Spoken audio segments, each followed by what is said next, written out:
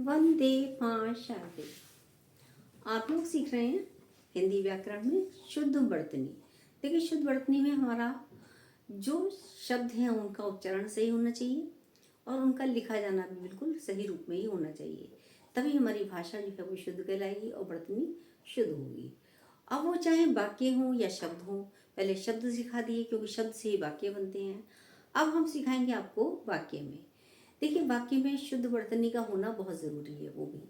अब जैसे मान लीजिए एक व्यक्ति चक्की पे आटा पिसवाने के लिए गया, गेहूँ पिसवाने के लिए, तो उसने क्या, भाई हमें पीस दो पहले, भाई हैं हमें पीस दो का मतलब क्या होता है?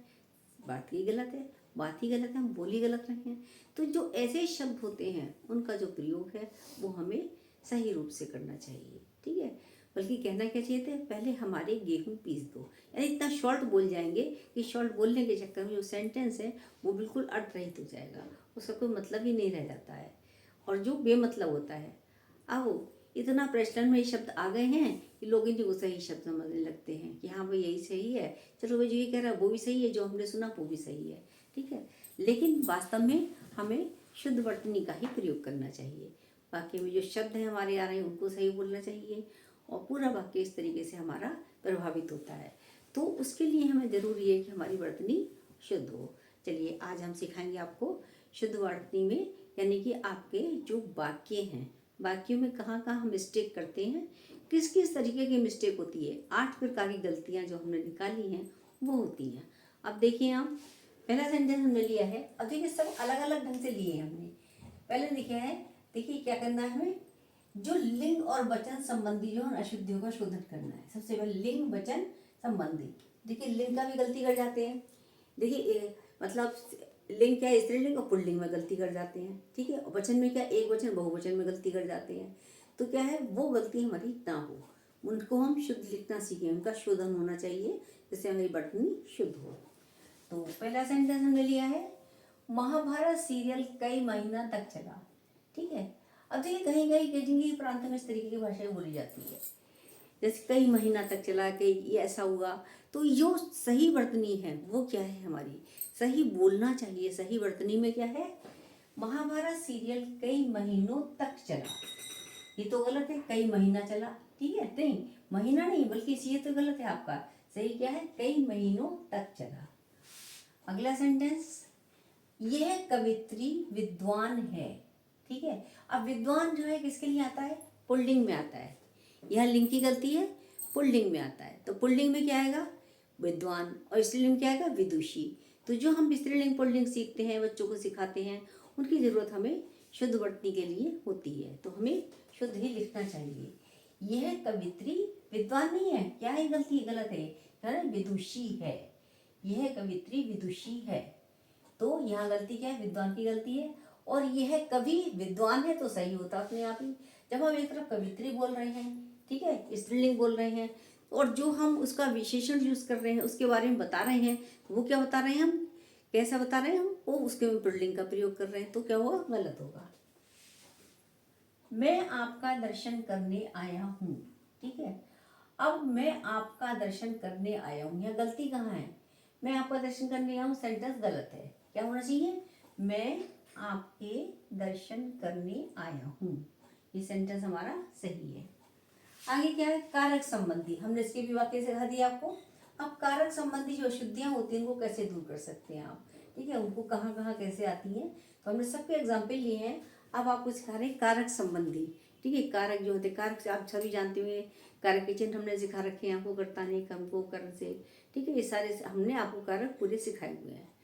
तो अब गलती हम कैसे निकालेंगे, क्योंकि हम सीख चुके हैं और गलती हम आसानी से निकाल सकते हैं।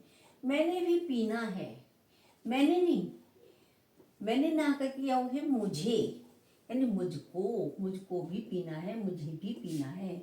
मैंने यहाँ तो क्या हुआ कि कर्ता कारक तो है यहाँ पर, लेकिन मुझको, मुझको भी पीना है या मुझे भी पीना है, सही सेंटेंस क्या होगा, ये वाला होगा। और मैंने क्या है, मैंने आपका गलत है। अगला सेंटेंस है कारक संबंधी में, माँ तुम्हारे से परेशान है, ठीक है। माँ तुम्हारे से परेशान है, और तुम्हारे से गलत शब्द है यहाँ पे। माँ भी सही है, से भी सही है और परेशान भी सही है, ठीक है। तो क्या होना चाहिए, तुम्हारे से, तुम्हारे से नहीं तुमसे, माँ तुमसे परेशान है। ठीक है, तो यहाँ सही जो गलत था क्या था, तुम्हारे से, सही क्या है, तुमसे। तो ये आपका सही शब्द है। आगे देखिए, दुकान की बाईं ओर घर है। दुकान की, दुकान जहाँ पर है उसके बाईं ओर घर है, लेफ्ट साइड में घर है, बाईं ओर घर है।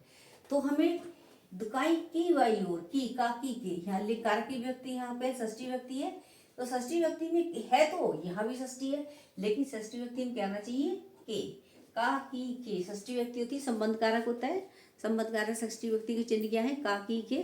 तो यहाँ की तो नहीं रखा है, ठीक है, की का प्रयोग तो किया है, लेकिन की का प्रयोग यहाँ पर नहीं होना चाहिए। सही शब्द क्या है, के। दुकान के बाईं ओर घर है। आगे, सर्वनाम संबंधी, सर्वनाम संबंधी जो शुद्धियां होती हैं उनको कैसे दूर कर सकते हैं, बटनी को कैसे शुद्ध कर सकते हैं। मैंने मेरे को सुधार लिया है।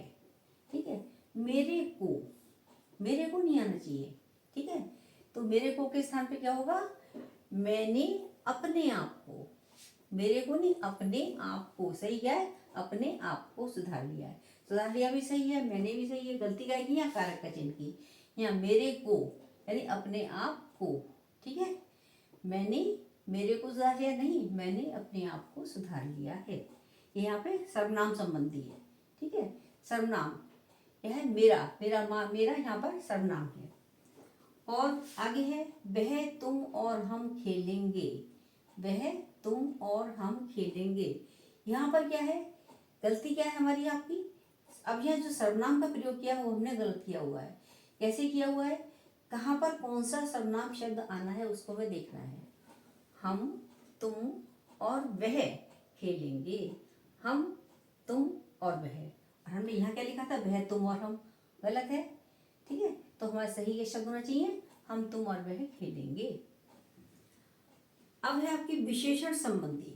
विशेषण आप सभी जानते होंगे, जहाँ पर संज्ञा सर्वनाम की जो शब्द विशेषता बताते हैं वो शब्द क्या कहलाते हैं, विशेषण कहलाते हैं।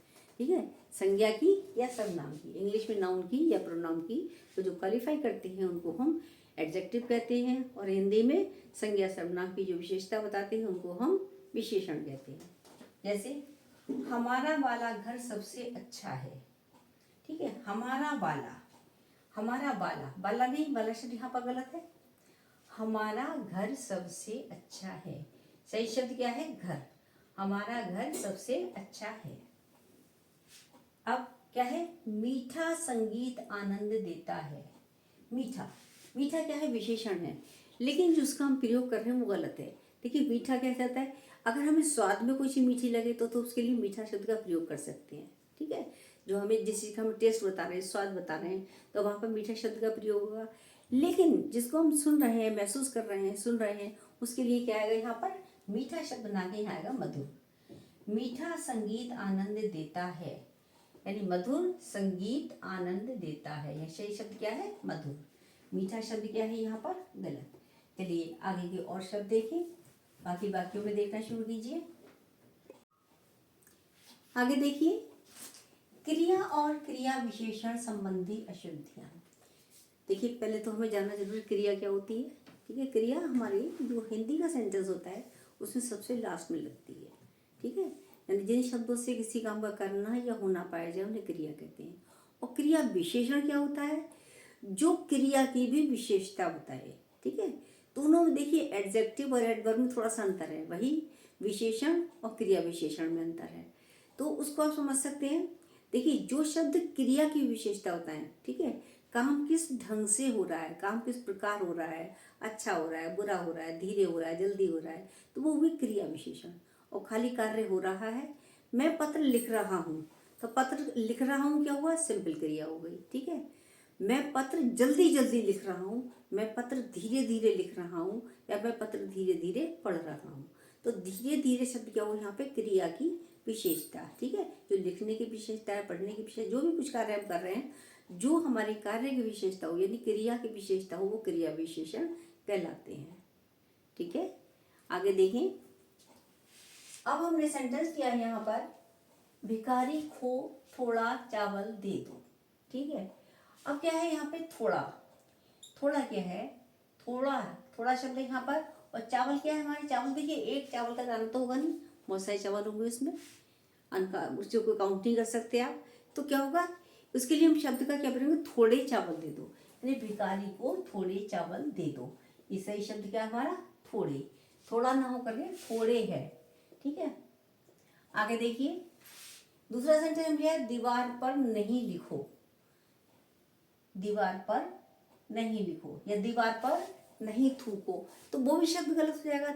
नहीं लिखो, नहीं थूको, क्या होगा सेंटेंस सही, दीवार पर मत लिखो, दीवार पर मत थूको।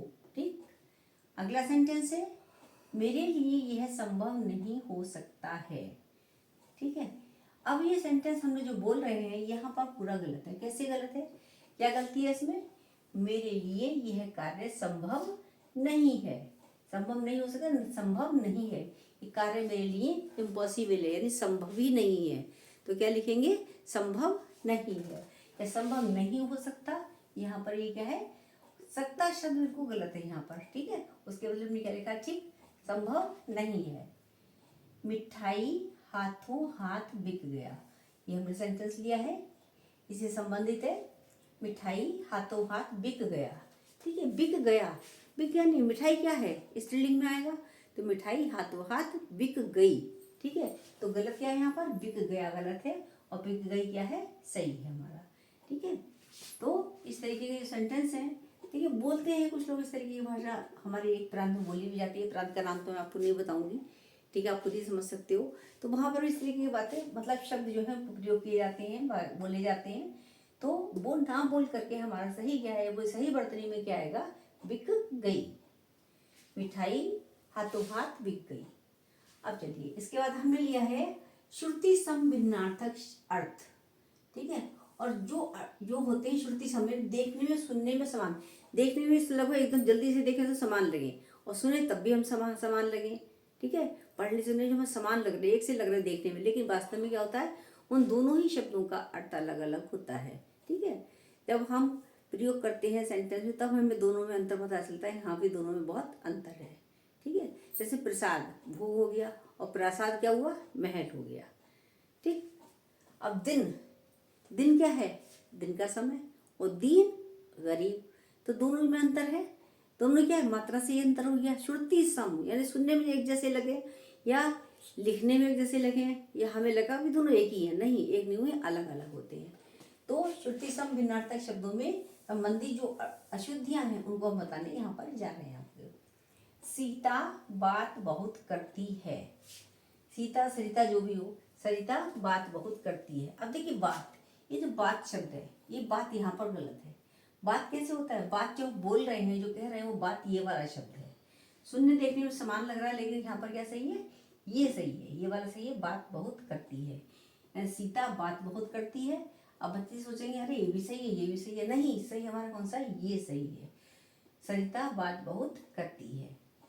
आगे, सभी प्रासाद लेकर जाना।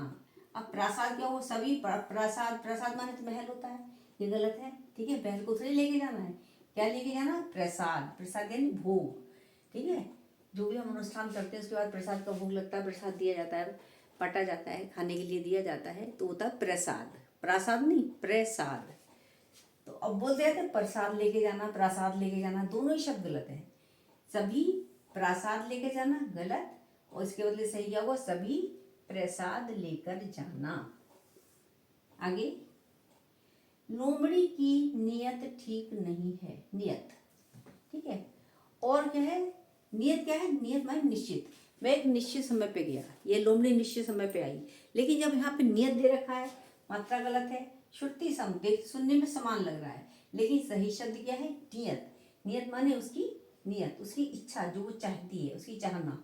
ठीक है, उसकी इच्छा, लोमड़ी की नियत ठीक नहीं है।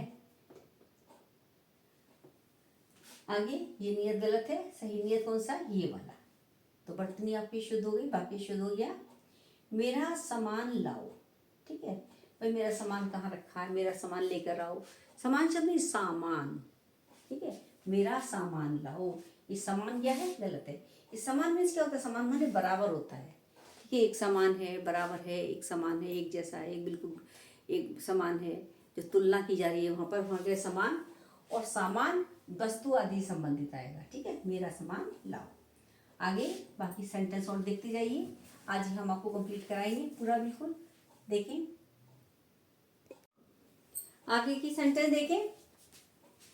पदक्रम संबंधी अशुद्धियां। जो पदक्रम होता है, देखिए जो शब्द हैं हम टेढ़े मेढ़े प्रयोग में लाते हैं तो वो क्या होता है, वो पदक्रम कहलाता है। यानी पदों का क्रम, शब्दों का क्रम अगर हम गलत कर दें तो उसको हम कहीं का कहीं जोड़ दें, किस तरीके से लिख लें, तो क्या होगा, हमारी वो अशुद्धियां कहलाती हैं, जो पदक्रम की अशुद्धियां कहलाती हैं।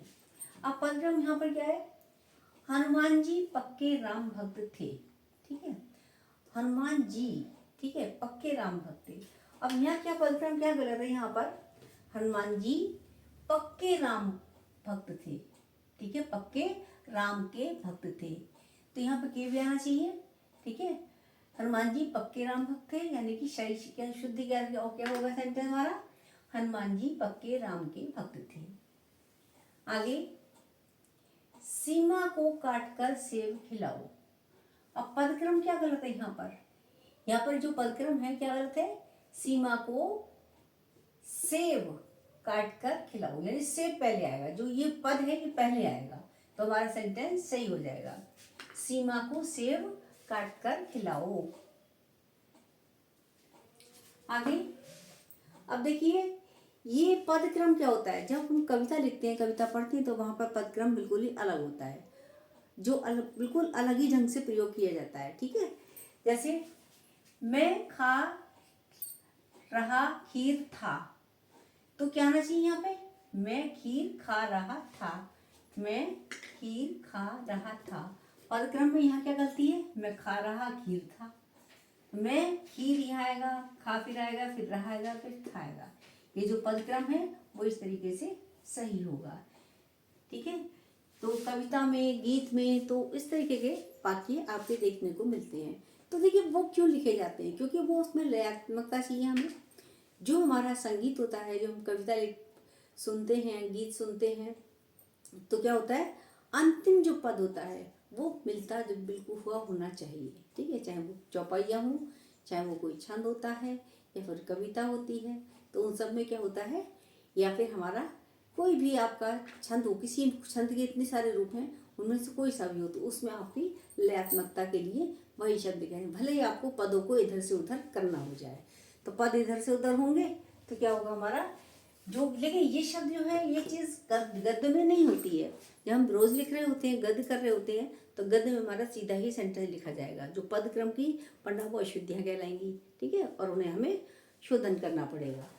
तो आगे देखिए, अन्य अशुद्धियाँ, इनके अलावा भी और अशुद्धियाँ हम करते हैं, कौन कौन सी होती हैं, अनेकों स्त्री पुरुष वहाँ आए थे, अनेकों स्त्री पुरुष। अब अनेकों गलत है, यहाँ पर क्या होना चाहिए, अनेक, अनेक स्त्री पुरुष वहां आए थे, अनेकों ना होकर क्या आएगा, अनेक, अनेक स्त्री पुरुष वहां आए थे। हवा ठंडी बह रही है। ठीक है, अब क्या है, हवा ठंडी चल रही है, हवा ठंडी बह रही है, हवा तेज चल रही है। ठीक है, क्या होना चाहिए, तेज हवा चल रही है, ठंडी हवा चल रही है, गर्म हवा चल रही है, लू चल रही है, तो क्या आना चाहिए, पहले हमें क्या जोड़ना है, हमें पहले हम विशेषण दे देना है यहाँ पे, ठंडी हवा बह रही है, यानी हवा ठंडी बह रही है नहीं, ठंडी हवा बह रही है। पदक्रम क्या है, यहाँ पर गलत है, तो पदक्रम में पहले ठंडी शब्द आएगा तो हमारा सेंटेंस सही होगा। ठीक है, ये जो पद है ये वाला यहाँ पर आएगा। ठीक, तो इसमें अशुद्धि होगी ये भी। आइए भीतर चले आओ, अब आइए, आइए कॉमा आइए भीतर चले आओ गलत है, सही क्या है, हमारी शुद्ध क्या है, भीतर चले आइए। एक गरम कप चाय लाओ। ठीक है, अब देखिए कप तो गरम होगा नहीं, एक गरम कप, कप गरम होगा, कप थोड़ी गरम होगा, कप तो चाय से डालने के बाद गरम होगा ना। गरम क्या है यहाँ पे, चाय गरम है, तो लिखना क्या है हमें, एक कप गरम चाय लाओ। तो यहाँ जो है, जो कप के बाद में गरम शब्द यहाँ आएगा, एक गरम कप के बदले एक कप गरम चाय लाओ। ठीक, सेंटेंस सही हमारा ये वाला है। आगे देखें, साहित्य और समाज का घोर संबंध है। घोर नहीं, घोर शब्द यहाँ पर उपयुक्त नहीं है, क्या होना चाहिए, घनिष्ठ। साहित्य और समाज का घनिष्ठ संबंध है, तो देखिए हमने यहाँ पर बहुत सारी आपको अशुद्धियों का ज्ञान कराया। जो अशुद्धियाँ होती हैं उनको किस तरीके से हम शुद्ध करेंगे, शुद्ध रूप में लिखेंगे, वो 8 प्रकार की अशुद्धियाँ हमने आपको यहाँ पर बताई हैं। 8 प्रकार की अशुद्धियों से आपको आप देखेंगे उसमें, और हमारी बर्तनी शुद्ध रूप धारण करेगी। हमारी बर्तनी जो वो शुद्ध होगी, वाक्य शुद्ध होंगे, शब्द शुद्ध होंगे। पहले शब्दों की शोधन जरूरी है, फिर उसके बाद वाक्यों का शोधन होगा। तो इस तरीके से हमने आपको पूरा करा दिया है ये, ठीक है। और मेरे चैनल को देखिए, अवश्य समझिए, समझ के याद करिए। खाली देख के एक बार याद करना पर्याप्त नहीं होगा। उससे आपको देखिए आप ही के लिए मुश्किल है कि आप थोड़े समय के लिए याद रहेगा, हमेशा भूल जाएंगे, लेकिन जब आप समझेंगे तो हमेशा याद रहेगा।